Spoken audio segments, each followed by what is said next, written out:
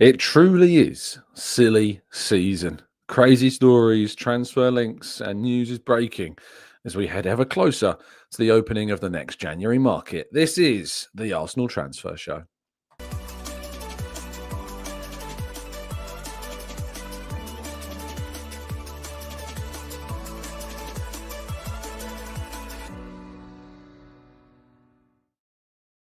Hello and welcome to the Gooner Talk. Back again with you guys and girls for another episode of what is our Arsenal Transfer Show. Joining you every single morning at 8 a.m. UK time. Thank you as always for doing so and being part of this morning routine. It is incredibly appreciated. I hope you've had a fantastic week so far and that your weekend is indeed treating you well. It doesn't feel like Sunday though, does it? It doesn't feel like Sunday at all. We're in this strange period between Christmas and New Year that just makes me think that nothing's really happening. There is, in fact, games today, and we'll do a roundup of that Premier League action probably at the start of part two because it completely went even under my radar. But there is as many as 6 Premier League games today. But Arsenal aren't playing till Wednesday in another 4 days' time, and yet in the same game week. It's really, really odd and really quite a strange thing. But that is where we're at. Good morning to those joining us, though, in the chat box. Really do appreciate your time. A1, Damien, Glenn, Knowledge, Lars, Paul. We've got A1, we've got Matt G, we've got Barry and Steve, Arasilki, Amira, Knowledge, Christopher, Guna76, and Stephen, and Granddaddy Guna, Paul, Morgie, Mohammed, Shari. We've got Louis, we've got Jose. Thank you to you all for tuning in. It is incredibly appreciated, as usual, especially during this more relaxed periods between the 2 major dates at the end of the year. But let's not waste any more time and go into today's stories, shall we? We start with Bukayo Saka, who broke his silence after, of course, suffering that injury. No Christmas Day posts, no Boxing Day posts, but there was a post yesterday to his Instagram. He wasn't present, of course, at the game between Arsenal and Ipswich. I was looking out for him to see if he was in attendance whatsoever, especially after suggestions that there wasn't going to be the need for surgery. However, it has indeed broken to us that indeed he has undergone now a procedure on his hamstring. And he broke his silence by posting to his Instagram page with the message that the majority see obstacles, but few see the opportunities. Recovery has begun, and I'm coming back stronger. Thank you all for your messages. Hashtag God's plan. I obviously am gutted about this news. Surgery does mean that the injury is significant. We kind of already knew that it was, and we know that it's not going to be weeks, it's going to be months. And this is incredibly annoying, but it almost felt inevitable. It really did feel inevitable. Like the amount of games that Saka has played for club and country, some, sadly, I think we can agree aren't all necessary. I mean, when you think about he started the game against Bolton, I think it was in the League Cup. When you look at games like that and you're thinking, why on earth did Bukayo Saka start that game? You have to look within. You have to look at ourselves to a degree, and you have to look as well at some of the international games of why on earth he was playing in some friendlies when he clearly needed something of a break. But hopefully Saka returns as quickly as possible, and we can have him back in the squad. But in that meantime, of course, transfer stories are going to run wild over these next few weeks. Matheus Cunha, as we know, has been one of those players that's been linked with a move to the club.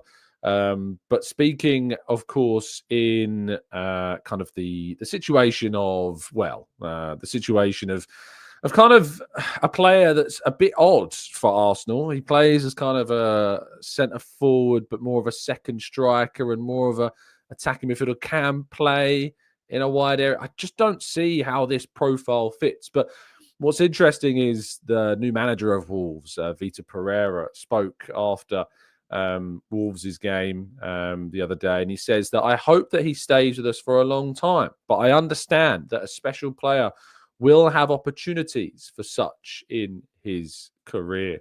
So it seems that there is something of an openness, something of a potential that he could move on, even with the manager being as open as he is there. It still seems unlikely. It also seems that Cunha is not necessarily, you know, the obvious profile. I know I'm going over old ground with this, but I just can't shake this idea that Cunha doesn't really fit. And also, if Arsenal are going to go for kind of a more of a central forward figure, I'd want that to be, you know, a really top player, and that's not going to happen in January. That'll happen in the summer. So I'd rather we went for a wide player instead of Matheus Cunha. But if it was to happen, of course we would support it, and we'd hope that he would succeed and prove the reasons why the club would indeed be doing that deal. But I'm intrigued to see where this one goes. So yeah, let's wait and see what happens there. But the main story that broke yesterday was when Fabio Vieira was left out of Porto's team as they faced Boa Vista on Saturday night. Of course, Fabio Vieira has been spending this season on loan and had been doing okay. You know, he's been getting a couple of goals, been starting plenty of games. And I think, of course, there was some agreement with Arsenal and Porto that this loan would mean that he would play plenty of minutes. However, the Porto head coach Vitor Bruno has said that he's not happy with Fabio Vieira. He says, I have to make decisions, pay close attention to the players' performances and how they view their day-to-day activities. Fabio is very talented, but talent has to be based on a series of preconditions. And when one or two of them end up falling apart, it makes everything more difficult. He has immense potential, and I have a large squad that offers me guarantees. I cannot give up on certain principles that are mine. I don't need to pass on any message. Fabio knows me well, and we are counting on him.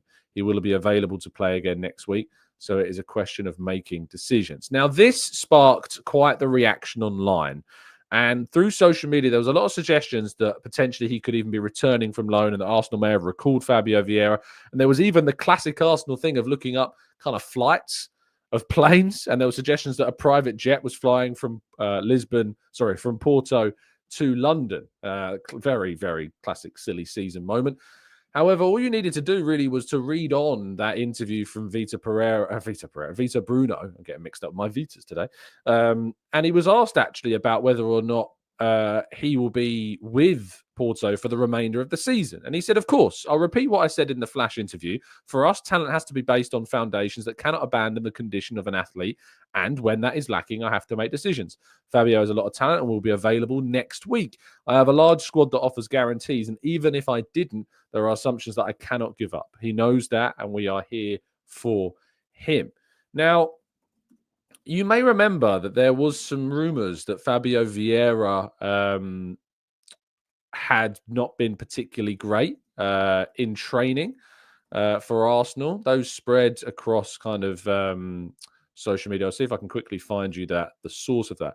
So in The Athletic, James McNicholas wrote, remarkably, the last game that Vieira started for Arsenal was in the Carabao Cup in November. Despite returning from groin surgery in February, he managed just 57 minutes in the Premier League before the end of the season and was an unused substitute in 14 of the last 17 games. Evidently, his status within the squad has diminished considerably. His performances in training have not enabled him to sustain his position in Arteta's pecking order. So it wasn't a suggestion that, of course, that there was a problem, but there was suggestions that, you know, his performances in training have not earned him enough credit in the bank to get more minutes.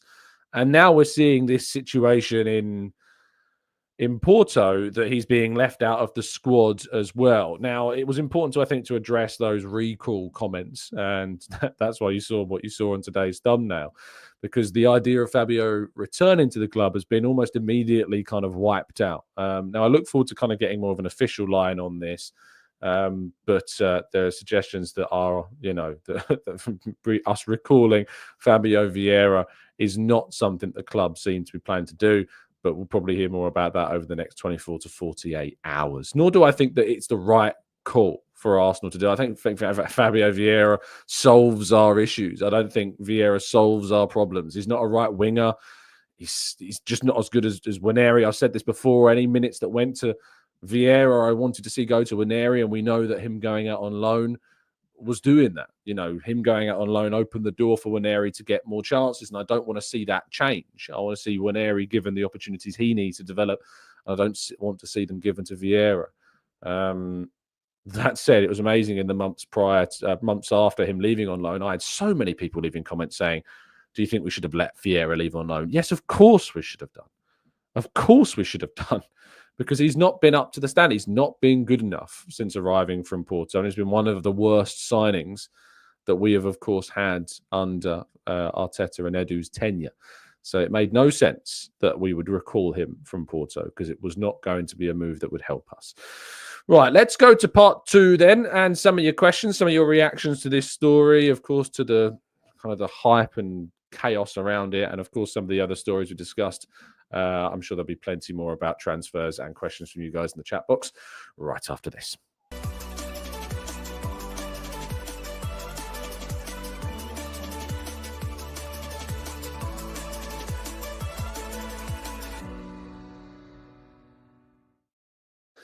Okay, this is part 2 of the show, where indeed we tackle some of your thoughts, some of your questions, and more.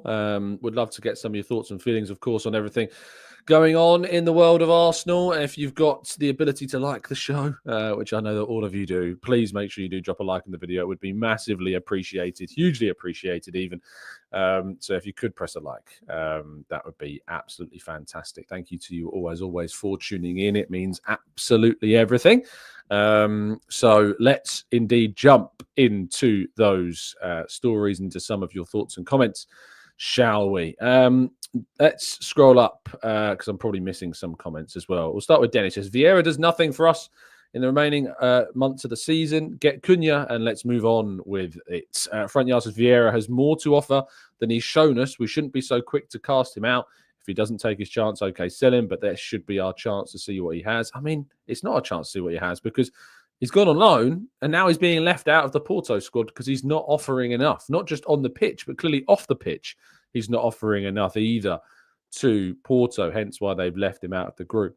Glazer says Fabio Vieira has never shown Premier League level talent during his last stint. I hope that he has improved. Gamebred says they can keep him. And Vinny says the Rice deal really dried out our spending capacity. We had to pay almost a full amount up front. I don't expect... Did we? I don't remember that being reported, Vinith, about the full amount being paid up front, about Rice. Also, Rice was absolutely a very necessary deal for Arsenal to do. I still find it odd that the Declan Rice deal ever gets kind of questioned. Declan Rice has been a glorious signing for Arsenal. That's why he, of course, was in the Premier League Team of the Year last season, and well, most likely, if he continues to improve as he has done. He had quite a start to this season, but has gradually worked his way in, and rightfully now in the starting 11, of course, I think ahead of Thomas Partey. And I don't know if it's kind of Partey fans that get quite uppity about Rice's inclusion. I've seen a little bit of that, I think. But overall, I think we can all see that Rice in the number 6 position is the right way forwards for the Arsenal first team. Scrolling down a little bit more, though, I'm going to have to give this message because some capital letters here, so I'm going to have to give JJ the performance that I know that he was probably expecting. Saka, get these owners out. I've had enough. They're spelt ANUFF. Of both summer transfer windows was shocking. And Arteta flogging your best player, Saka, to death. This was an injury waiting to happen. Yes, sack Arteta now. Goodness me. Matthew says, Tom, I hope somebody says something stupid. Watching Destroy Idiots is why I watched it. Well, Matthew, there you go. It was the timing of that was almost perfect. Dancing Bear says, do you think signing a striker would solve and fill more than one position? Jesus can play on the right and Havertz can rotate between the striker and the cam. No. For me, Arsenal need to go into the market and add a winger. We need to go into... Jesus is not a winger. I know he can play there, but he's not there. And when he does play there, he doesn't score. He doesn't assist. If you look at the number of minutes he's played, if you look at all the games he's played for Arsenal, Jesus, when starting in a wide area, although he can play there, has never contributed a single goal or a single assist in the games. I've checked it. He's not contributed any goals or assists playing wide left or wide right, starting matches. So for me, it has to be a wide player we bring in. And also it has to be a wide player because in the summer, that's where we go for the striker. That's where you go into the market and you add that player. You don't go into the market and add a striker that is not as good as the strikers you can sign in the summer. You add the striker in the summer. You add the wide player during this window. Chris says, worst signing under Arteta and Edu, is it Runnison, Willian, or some? I think it has to be Fabio Vieira, doesn't it, Chris? He costs £34 million. I mean, Runnison and Willian, I know Willian cost a lot of wages, and Runnison cost us like £1 million. Like, it's just a nothing deal. Or Willian left after a season, cut ties, but Fabio Vieira cost us £34 million. That money could have gone on somebody else, so it has to be Fabio Vieira. It has to be. Bear in mind, that's really the only kind of deal we've done for a significant amount of money that hasn't really worked for us under Edu and Arteta's tenure, but that makes it so much worse, I think. Jimmy says, why is everyone being so negative about Vieira? He's a world-class player and going to lead us to the league. Yes, he's not lighting up Porto, but he's in the... I mean, Jimmy's trying to do his absolute utmost to overhaul his pessimistic tagline that he's got, but I'm afraid, Jimmy, I think you've dug that grave pretty deep by now. Joseph says, these bandits have no shame. They say Saka is not world-class and yet are saying that the Arsenal's title chances are over because Saka's injury is there. Oh, Joseph, don't worry. It's not lost on me. I see the irony. RRDM says, in the past 6 seasons, Liverpool has finished first or second 5 times. Based on consistency, who deserves to win the Premier League more, Arsenal or Liverpool? It's good that we are competing for the title. I mean, I don't really have anything to say to that. I don't really judge who deserves to win leagues based on what they've done in previous seasons. You deserve to win the league based upon what you do in the current season. And right now, Liverpool have done more to deserve it than Arsenal, because of what they've done this season. But of course, there is an element of, I think there's an element of factors that, of course, have led to that point. Liverpool have not had the misfortune that we have had. They've also had a much kinder first half of the campaign that we have had as well. But that takes nothing away from what they have still achieved and the points that they've managed to pick up. And we just got to hope that we can take advantage of that. We could be that in 2 games' time, if we beat Brentford and beat Brighton, as we talked about yesterday, we could be in even stronger position after 20 games than we were last season.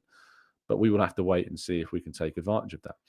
JJ going back, same old rubbish. We're always 2 or 3 players short. Arteta, what are you doing? 5 years in and we're still short of players. 65 million on a Chelsea reject that could have been spent on a striker. Just a heads up, the Havertz is Arsenal's top scorer this season. And not only that, but he scored the same number of goals as Osimhen has this season, despite the fact that so many people have wanted Osimhen to be signed by Arsenal. But yes, Chelsea rejects. It always shocks me. It doesn't. No, actually, that's a lie. It doesn't shock me. It doesn't shock me at all when you see these hyperbolic and overreactionary comments. It's nuts. Absolutely nuts, but it is the reality that some people live in these worlds. PW says Partey can be a DM where he is good, but he must never be a right back again, where he is limited. I'd give Vieira another chance, lightweight, but has flair. I struggle with this. I really do. I don't see. I'm told to raise my standards, and yet people want to see Vieira come back. I'm sorry, but it's just a solid no. Rob says, I'm sorry, but I just don't buy this narrative that Saka's injury is inevitable due to the number of games and minutes. Surely we should rely on medical pros' expertise and advice, not on the opinion of footy fans and writers. Look, what I will say, Rob, is that I think that the problem that Arteta has got with this argument is that he has started him in games he didn't need to start him in. You look at the Bolton game. That was a perfect opportunity to rest Saka. You're going up against a League One side. I think League One. I will double check that. You're going up against what I assume is a League One side. It is. And you're starting Saka. You don't need to. You can put him on the bench if you want, if you're desperate to bring him on in the final stage of the game, but you don't need to start him there. But it's also true to say that the best players, the best teams start their games. Mohamed Salah has played 2,060 minutes this season at the age of 32. Bukayo Saka this season has played 1,828 minutes at the age of 23. So it's not as if, it's not as if Liverpool aren't also playing their best player every single week in pretty much every single game. It's not like they're not doing that. But it's very, very... It's very, very difficult to justify at times. I mean, you look at their games. They played West Ham in the League Cup. He was on the bench. They played Brighton in the League Cup. He was on the bench. He didn't play in the game between Liverpool and Southampton. He wasn't in the squad for the quarter-final game. And they played 3 Premier League teams, in those 3 games. But we play a League One team and we start Bukayo Saka. So that, for me, is the bigger thing here. But I am very frustrated that there are games, I think, where you look at and go, yeah, I don't think he needed to start that. But at the same time, there is definitely an argument. I mean, to suggest that Arteta is solely at fault for this injury is nuts, because there's always misfortune, there's always luck, there's always randomness about injuries, always, especially muscular things. Saka has played a lot of football over many, many seasons, and not just at club level, but international level. And a lot of players have played a very similar number of minutes. And I think Mohamed Salah is a very good example of that. But you definitely can still argue that there are games where we could have saved him a bit more. And I think we can be better in managing Saka's minutes. But I don't really buy the whole Arteta is solely responsible. And of course, as Rob pointed out, there are medical experts constantly monitoring these players that are privy to far more knowledge, far more understanding, far more information than we as fans, as journalists, as writers, as commentators, as pundits are ever, privy to. So this idea that if we lose I think, and I'm going to put myself out there, I think that a lot of this comes from a lot of Arteta's critics that are worried, and I use that word seriously, that people will say things like, well, Saka was injured, Odegaard was injured, we've had other injuries to players like Gabriel, Calafiori, Marino, Zinchenko, Timber, Jesus, Martinelli, Trossard. We've had suspensions that shouldn't have been there. Declan Rice has missed games through injury this season. I think there's going to be concerns from the people that are really desperate and to the point where their hands start shaking, that they want Arteta out, that the Saka injury will be used as kind of a quote-unquote excuse. And so to combat that, the claims are that it's Arteta's fault that Saka's injured, and therefore they can point the finger again at Arteta. That's exactly what it is. I don't know what I'm saying. I think that is exactly what it is. So that's not lost on me at all. And it's rather pathetic, but it is what you will see from his biggest critics. Kean says, Tom, I heard Turkish say that Havertz will go down as Arteta's worst signing in the context of his wages, price tag, and that he was brought on as an 8 and now plays. It's always mad to me, and I have a lot of time for Turkish in his views. I think he's wrong on this one.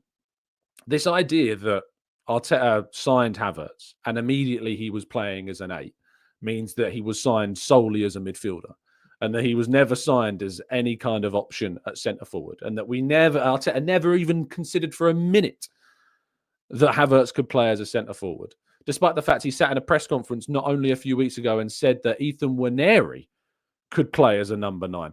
Arteta is thinking about a far broader picture, than what unfortunately commentators believe right now. Havertz was signed as a player who could play in multiple positions, several areas of the field, and has been vindicated. Arsenal have been proven very right to have signed Kai Havertz. This is a guy that has contributed goals in really big games for Arsenal, that has put in really good performances in really meaningful matches for us.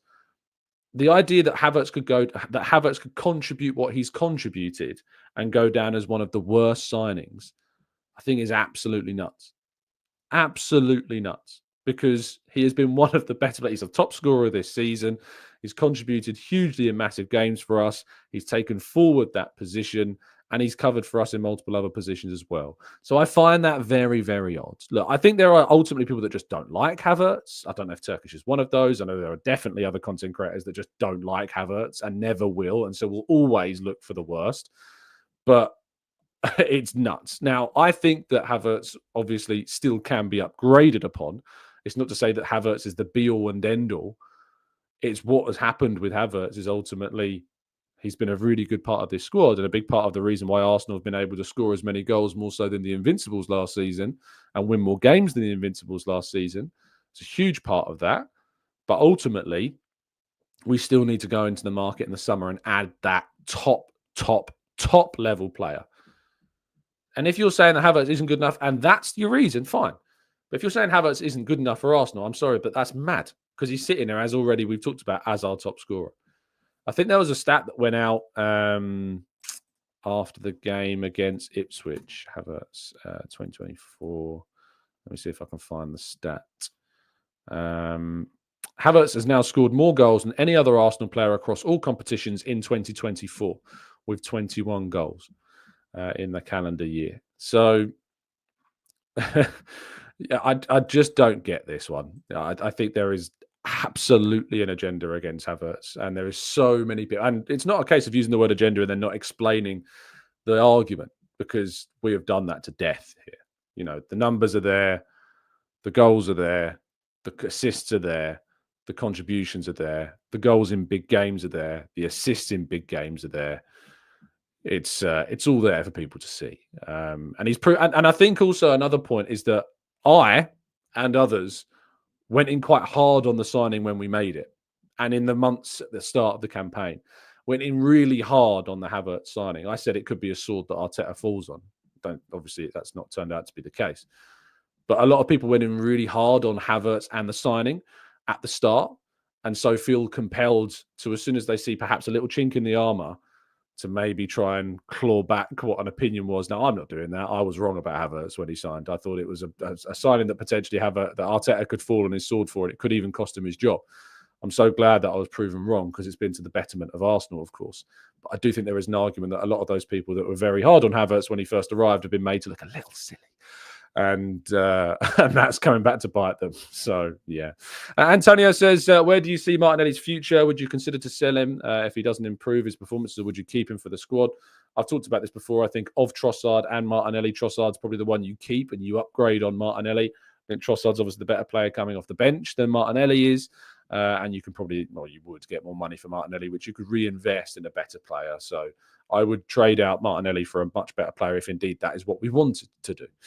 Paul says, those having a meltdown seem to be unaware that we're second in the Premier League right now, despite our injuries, bad refereeing decisions and suspensions, and a thin squad. I'm critical of the club over the squad depth. But should I be angry? I mean, I'm not angry. I wish that, we could have done more in the summer, but I know the reasons why we didn't. So it's pretty simple for me to contextualize that. That said, if we don't do anything in January, having brought in 50 million quid on deadline day, I will be very frustrated and very critical of the club for not doing the business that we clearly need to do. Yes, you can't necessarily bring in the players that you'd want to bring in a summer window, and you might. I don't want to see us compromise on our summer business, but I don't think that there is any way that you can justify not spending any money on that forward line. There's just no way you can justify not spending any money on it. Elliot says, comparing the usage of Salah versus Saka goes toward the strength and depth of our squad, something that Arteta and Edu should have addressed this summer and was widely known. Is it, Elliot? Because if you look at Liverpool's attacking options, right, who is the deputy to Mohamed Salah? Because there isn't an obvious candidate. They've got other attackers that are versatile. They've got 5 attacking options in that team, with an auxiliary midfielder in Harvey Elliott being a potential 6th, right? So you've got Salah plus Jota, Nunez, Gakpo, Diaz. Now, all of those 4 players are central figures or left-sided players as a priority. Jota has played on the right, but is not a right-sided player. And then you've got Harvey Elliott, who is a central midfielder and can play as kind of a wide 8 as well, that acts as kind of like a 6th option. In a way, similar to what, of course, we're hoping from the likes of Ethan Nwaneri. We know Havertz has played in wide areas in the past, although I don't like seeing him played there. But Liverpool don't, and also Elliott, of course, has come through the Liverpool system. It wasn't a player that was signed by them. So in all the years that Salah has been there, they have only ever signed one player that ever could play comfortably on the right-hand side. And that one player that they've ever had was Xherdan Shaqiri, who is, I think we can all agree, in terms of a level compared to Salah, wildly off it. Like, it's not even close to how good Mohamed Salah is. And that's the reality with Arsenal, is that if you are to sign a right-sided player during any of these last 3 years, which, of course, you then have to find a player who's good enough, and still I am yet to be told by anybody who realistically that player was, that you're going to be able to find a player that's going to want to sit on the bench, sit behind Saka, who plays, as we've talked about and discussed already, basically every single game, and he's going to come in and be an obvious candidate to replace him.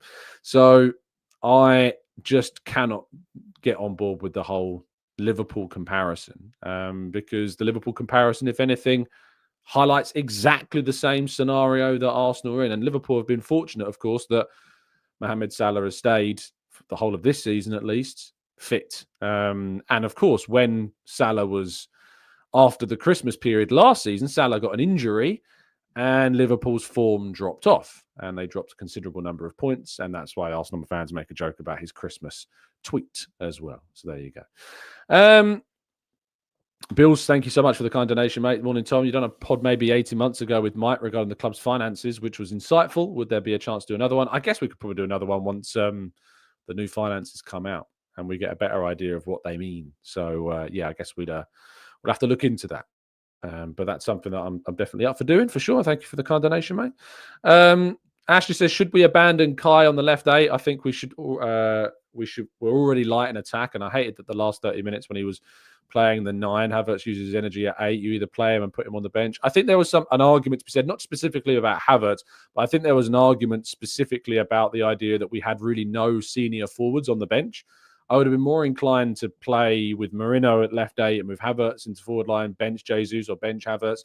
Like, I think we needed to have a senior kind of figure on the bench to bring off. And I hope that we do that with somebody at the Brentford game, because I think we need to have somebody kind of, in that position. I've seen a lot of criticism, of course, in the chat box, though, which is absolutely fine. I know people aren't particularly happy, despite, of course, Arsenal sitting second in the league, third in the Champions League and a cup semi-final and still with the FA Cup to come. The negativity is way over the top. Way, way, way over the top. But it's very rare that I ever find when we do our phone-ins, for instance, that the people I see being the most vocal really turning up. And not only turning up, but when they do, not necessarily being as vocal as they are or as negative they are with their comments in the chat. So I'm not doing a phone-in show today, but we'll probably do one next week. I just hope the people that are being so energetic with their criticisms show up. They really, really do.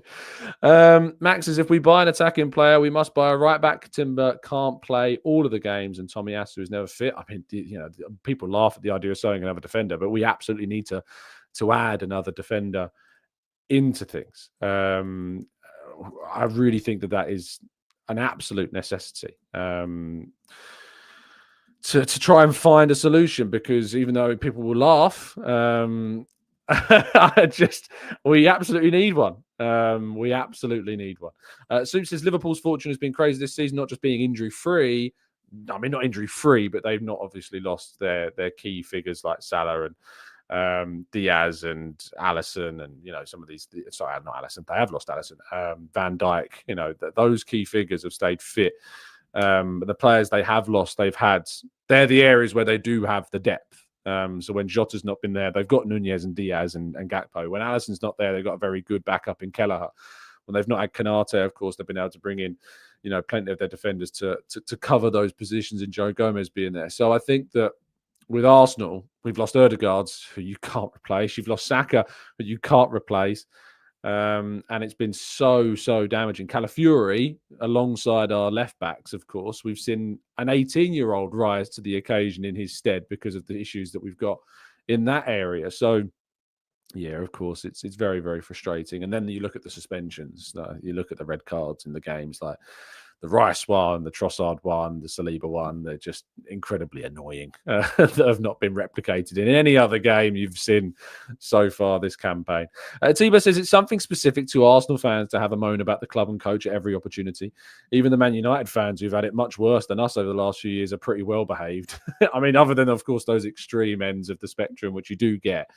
But yeah, it's nuts. It's an entitlement. Like we've talked about this, it's without a doubt an entitlement. Arsenal sit second in the league. They sit in a semi-final of a League Cup. They sit in the third place in the Champions League table, above some absolutely humongous European sides this season, having beaten PSG at home, of course. And we sit where we sit, and it's still so nuts. So absolutely nuts. Damien says, I reckon that we can start a conversation with ourselves. I mean, Damien, it's a one-man band here most days, so I've had plenty of practice. Plenty of practice indeed. Two says, kind of mad how Ben White is rarely mentioned when considering how unlucky we've been with injuries, etc. I think Ben White is he is rarely mentioned, isn't it? That is another really big loss to the team this season that we've not really mentioned at all, and that's because Timber's been so good for us. Credit to bringing in another defender, Arteta. But yeah, Ben White's injury is yet another one that we have sadly had to deal with this season. Non-Flying Iceman says Vieira, who was seen as a surplus to requirements, he's not being brought back. Rewind and listen to the conversation we had earlier on. Alvamod says, remember, it's always the most negative that are usually the loudest, and Pete says those extremes can moan as much as they want. So there you go. It is a lot of moaning. A lot of moaning, and I do find it odd.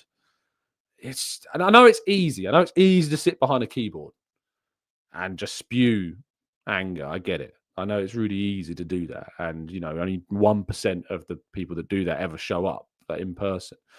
But it's amazing how few don't like the challenge. It's how that aren't happy having kind of that those viewpoints challenged. Because that's all we ever do is just challenge those points of view. But they rarely ever nor they rarely ever have an answer. If I ask the question of who would they have signed in the summer, that the argument is usually a player that wasn't available or wouldn't ever be gettable, or of course wasn't signed by an elite club and went somewhere like Galatasaray, for instance. So, and by the way, the whole Osimhen signing thing, like we should have signed Osimhen than Sterling on loan, that doesn't solve the problem that we have now. That doesn't solve what we have. If we would have signed Osimhen instead of Sterling, for instance, in the summer, we'd still be in the bad position we are now in terms of the depth in those wide areas. That is ultimately the frustration there. Honey May says, Tom, are you saying that if Arsenal wanted to sign Michael Elise before he moved to Bayern, he wouldn't have come because of Saka? I think it definitely would have factored into his decision making. Yeah, I think it would have definitely factored in, because ultimately at Bayern Munich, you've got a versatile group of attacking players. You've got a versatile player to a degree in Elise, who's played the majority of his games on the right, but has played a handful of games in the middle, of course, which is usually Ødegaard's position. But if you look at the starts this season for Bayern, 1, 2, 3, 4, 5, 6, 7, 8, 9, 10, 11, 12, and maybe 13, 14, 15, 16, 17 starts on the right. Is that happening at Arsenal? No. It's never happening at Arsenal. Elise's not starting that many games for Arsenal on the right-hand side. And so you can go to Bayern and start those games. Of course, you're going to do that. Of course you're going to do that. Plus, Elise isn't the same style of winger that we are looking for. We want somebody, of course, that can invert. We want somebody that can, effectively be the same type of profile. So I know he can invert, but he's not. To me, he's not. He's more of a wide playmaker more than he is a winger. And I was saying that in the summer. So yeah, for me, no. Of course, he wouldn't have come to Arsenal over Bayern Munich, because Bayern Munich he plays. Arsenal, he doesn't play anywhere near to the number of minutes that he's, of course, at over there. Tizer says, how much do you think that we have for transfers this January? Honestly, mate, it's very difficult to give you an exact figure. I use that ballpark of what we got on deadline day as the ballpark, because you look at around 40 to 45-ish million pounds up front that we got for both Nketiah and Ramsdale. That, of course, on the books looks good to get that in, but it's hard to know. What we do know is Arsenal didn't have 100 million euros to spend on one player in the summer. We know that because Arteta told us. But getting in kind of that 50 odd million, having spent around 70 million on players in the summer, of course, gives us a bit of a ballpark about what we could spend. But it's about trying to find now the player that you bring in January, which we're all hoping to do. Chan says, I remember back in the day, Wenger mostly revered our youth players in cup games, and that's how we develop youth players. I mean, Arteta's given a lot of debuts this season, Chan, to be fair. You look at the debuts we gave in the cup competitions, Kukuri, Nichols, Cabia. All these players got debuts in the cup this season. Last season, he gave Charles Sago Jr. a debut and a start in the cup against the Premier League side. So it's not like in the last 18 months that we haven't seen a significant improvement. Heaven as well. Thank you, Temi. Yes, Aiden Heaven as well, getting another one. Miles Lewis Skelly now being a starting figure. I don't think that's actually talked about enough I don't think it's talked about enough that Miles Lewis-Skelly is currently our starting left back in the Premier League. And yes, we've had injuries, but don't forget that on the weekend, or rather in midweek on the 27th, we had 4 left backs on the bench. It's not like Kivior's not been available. Kivior has been available, has played left back, went to the Etihad, played him and started him at left back in a clean sheet against the champions. So this idea that at the end of last season, you saw Arteta's biggest, loudest, most headstrong critics using the fact that he doesn't give youth a chance as a huge stick to beat him with. You're not seeing them mention it at all. I haven't seen any of them turning around to say, you know what? Fair play, Arteta, for using those youth players, because none of those critics have said nothing about that. Absolutely zero. So when it's a chance to moan about something, we'll moan about it. But as soon as Arteta starts to address it or changes it, quiet. And I'm not saying, Chan, you're that person. But I'm just kind of using that comment to kind of inspire that specific thing, indeed. John says, when selling a club to a player, all factors are in play. Salary, the size, the history of the club, how much do you think they play in each week? This is why it's so hard to get players in to cover other positions. I use the Johan Bakayoko example quite a lot. A player that a lot of Arsenal fans thought was a really good profile to replace kind of Saka or to be a backup to Saka. He come out in an interview and said openly that he's not interested in being a backup. Wherever he goes, he wants to play. I think there was a report in the Telegraph suggesting that wherever Bakayoko goes, it's because he's going to go and play week in, week out. So it's just this idea that football's like Football Manager or like FIFA is sadly something that so many people think is the case when it just ultimately isn't. Everything Goes says, don't we have any decent right wingers? Obviously, Cabia has got and been given an opportunity this season, but it's just such a significant drop. The level is just so different. We're talking about players in Miles Lewis-Skelly and Waneri who themselves are a level above kind of the other options that we've got. But yeah, ultimately we don't have those other depth options either. Antonio says, Tom, if you were the agent of Aiden Heaven, would you advise him to sign a new long contract with Arsenal or go elsewhere? It depends on the opportunities. We don't know what the opportunities are like for Heaven. What we do know is that it looks very difficult to break into the Arsenal back four. I think advice would be go on loan. In your first kind of senior couple of years, go on loan, get a season away from the club, sign maybe a 1 or a 2 year deal. It's really important to make sure you get that senior experience before making such a huge jump away from the club that you're currently at. John says, what makes me laugh though, Tom, is the fans who throw out statements like we can offer X million pounds for whoever, and it means that all that matters. Players want to play and their careers are short as well. And I know, like this, we had this player. I responded to our good friend of the show, Potsy, yesterday when he listed off all of the players that are available in the summer, and it doesn't matter how many times I can explain it. It doesn't matter how many times that I explain the situation or how many times I explain why X player wasn't available or why X player isn't going to join in January, or how I give you the quotes that Gyökeres has already come out and said that he's not joining anyone in January, he's staying to the club until the end of the season. It doesn't matter how many times you explain it. The views aren't open to change, even when it is explained.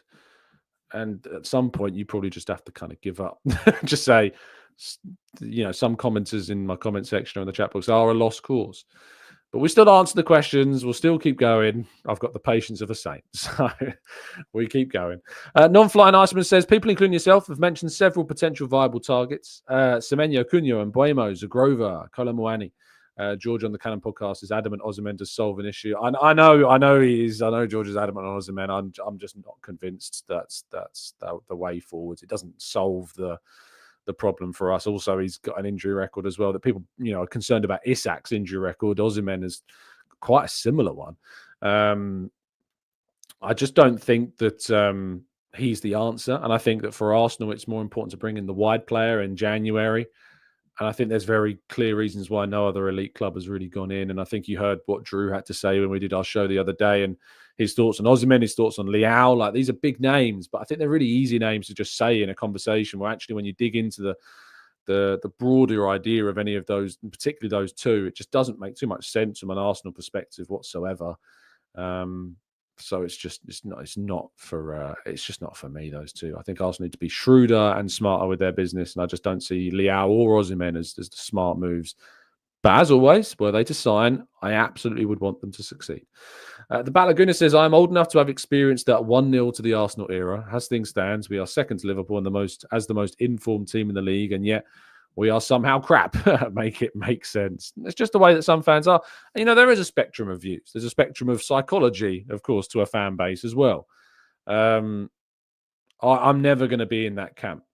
That are just so incredibly entitled. I just can't be in that camp. It's just not how football works in my brain. Football doesn't work that way. Football is not a binary sport, so it's just never going to happen. Winnie Way says this is the best year to win something with the Giants down. The Giants down and out. I wouldn't describe Liverpool as being down and out. I know City are currently not looking great, but Liverpool are far from being down and out. So if City were like they are this season, last season, we would have been laughing. But unfortunately, this season we've had far worse luck than last season, and of course Liverpool have had a great start to the campaign. Maxime says, Tom, do you think modern day getaways like Football Manager has deluded fans into thinking their view is the absolute certainty, and that's what the club should abide by? No, I don't think it's necessarily that's done it. I think it's online laziness. I think it's much easier to just be angry.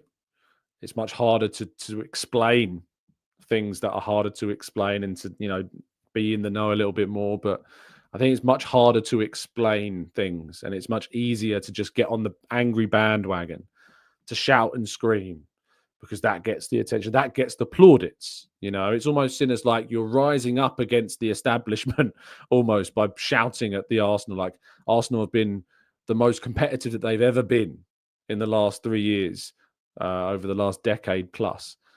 And yet it looks kind of like, I think it leans in, because social media is in the larger proportion of kind of anonymous keyboard warrior types. Like that's what social media breeds. And that's the way that X in particular has gone. And that is still the largest platform for football discourse at the moment. I think that's what is the biggest contributor. Yes, I think that football games and like Football Manager and particular kind of FIFA career mode, more so than Football Manager, but particularly like FIFA career mode, these types of things have definitely affected how people view transfers. But I actually think it's more to do with kind of the social laziness of it, and it just being easier to shout and scream and be angry and moan and get annoyed. And it's actually harder to stick your feet on the ground and explain why it's going on. And also just have to, like, when things aren't going particularly well, almost have to be accepting of it, because the viewpoint of we shouldn't stand for this, we should stand up and raise our pitchforks and demand more of our club. It's very rousing, and it's very like, it's going to get you an applause in an auditorium or whatever. But that's just not how football works. And I'd much rather go down the route of, I get how it works. I understand why it's going on. I'll criticize what I think is worthy of criticism, and I'll have a debate with somebody who thinks differently. And until somebody brings up evidence that makes me change my mind, why would I? But also, when they do, you then do change your mind, because if you don't change your mind, what's the point of having one? What's the point of having a mind if you can't change it? So, that I think is the bigger influence. But I definitely think it's an effect. But it's more so, I think, the social media laziness over particular video games. Govarthana says, do you think Jesus still has a future with us? Is it time to upgrade? I don't think we can make a judgment like in these few games that he's been better to suddenly say absolutely he should stay. But I think we'll have to wait to the end of the season. But I still think, ultimately Arsenal should be looking to try and bring in that dream centre forward in the summer. That is without a doubt what I'm looking at in the summer window.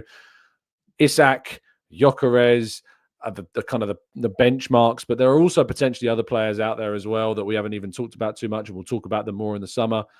That's what we need to look at.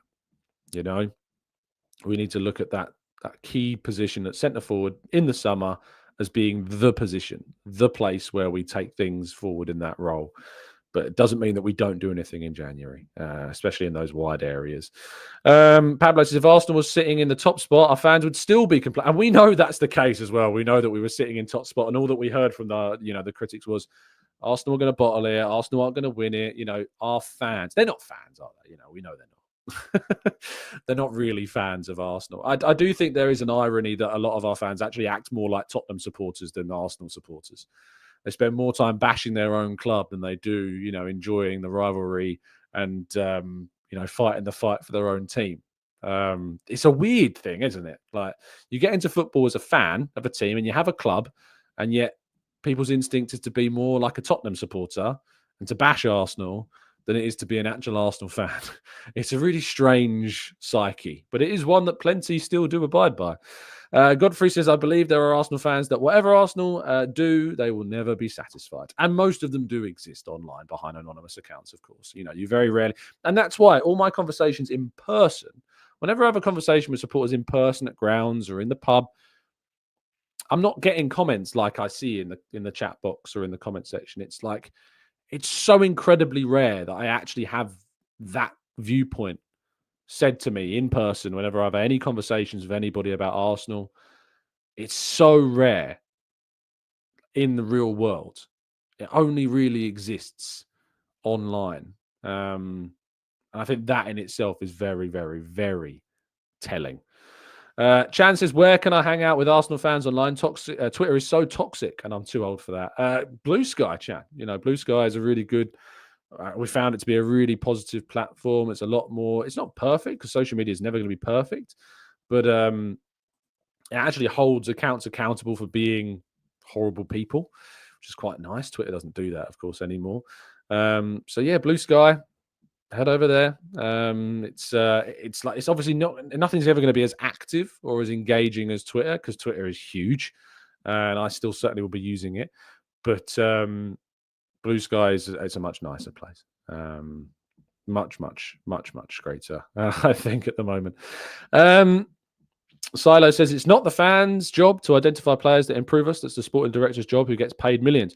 But the irony, of course, is that if the sporting director who's paid millions also has recognised that there isn't the player out there to add to the team, that the fans who say it's their job to identify them still suddenly think that they know better. Isn't that the ironic thing?